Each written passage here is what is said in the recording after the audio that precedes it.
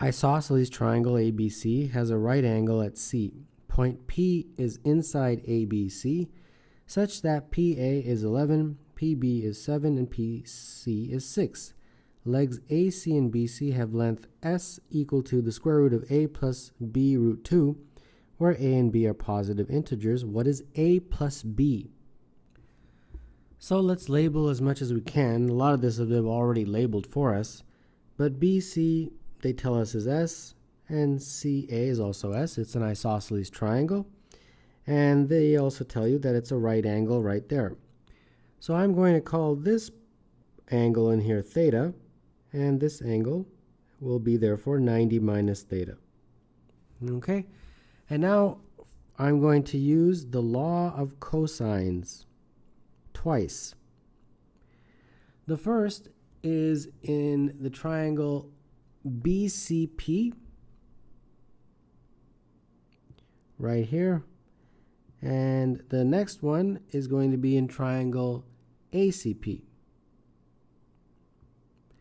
So twice I will use the law of cosines, and hopefully when I do, this will make a lot of sense. So here we go, BCP, using this angle. So that would be, for me, 7 squared is equal to 6 squared plus S squared minus 2 times 6 times S cos theta. Okay? And this simplifies to 49 is equal to 36 plus S squared minus 12S cos theta. And isolating for cos theta, it will be cos theta is equal to S squared minus 13 all over 12S. All right? So that's the first one. Now in triangle ACP, in a very similar way, we are going to use the law of cosines. And that gives me 11 squared is equal to 6 squared plus 5 squared minus 2 times 6 times 5 cos 90 minus theta. So this is 121 is equal to 36 plus S squared minus 12S cos 90 minus theta. But 90 minus theta, I don't need to put that in there. I can just put sine of theta. Make that substitution. And then if you isolate for sine theta, you will get S squared minus 85 all over 12S. So there you go. That's the first part of the question. So we've got two very important relationships here. Now I hope you remember that sine theta squared plus cos theta squared is equal to 1. So that is the relationship or fundamental principle that we have to use. Cos theta we know, sine theta we know, at least in terms of S, so let's substitute them in. So I've got S squared minus 85 all over 12S all squared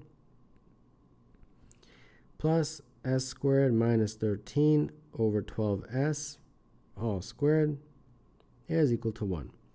And this is the formula that we will hopefully be able to get some sort of value for S. Okay, we got a lot of algebra ahead of us, so here we go. S to the power of 4 minus 170 S squared plus 85 squared, which is 7225. And then that's going to be all over 144 S squared. And this one is S to the power of 4 minus 26 S squared plus 169. And again, that is over 144 S squared. And that's all equal to 1. All right, let's see if we can collect like terms here. 2S to the power of 4 minus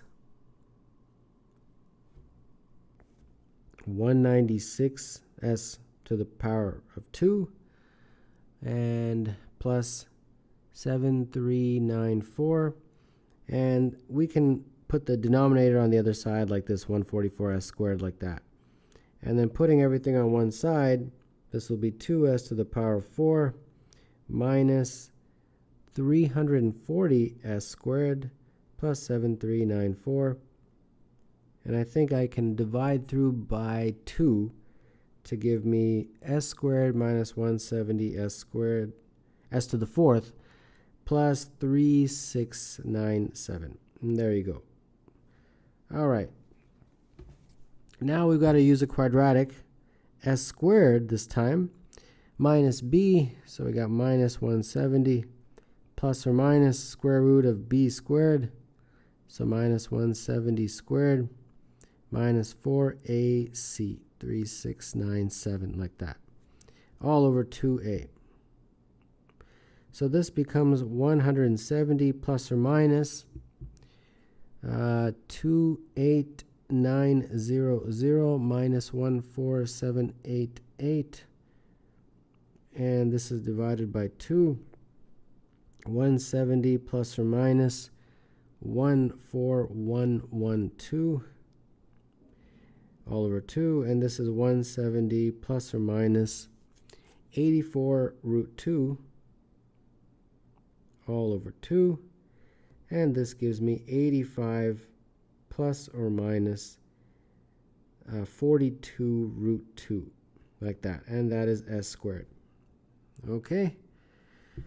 All right, but in the beginning of the question, they told us that s was equal to a plus b root 2, all under the square root sign. So therefore, s squared is going to be a plus b root 2. And that is 85 plus 42 root 2, if you take the plus part of that. And matching coefficients, that means that a is 85 and b is 42. So they want you to find a plus b, and that is, of course, 85 plus 42, which is equal to 127. So the answer to number 23 is E.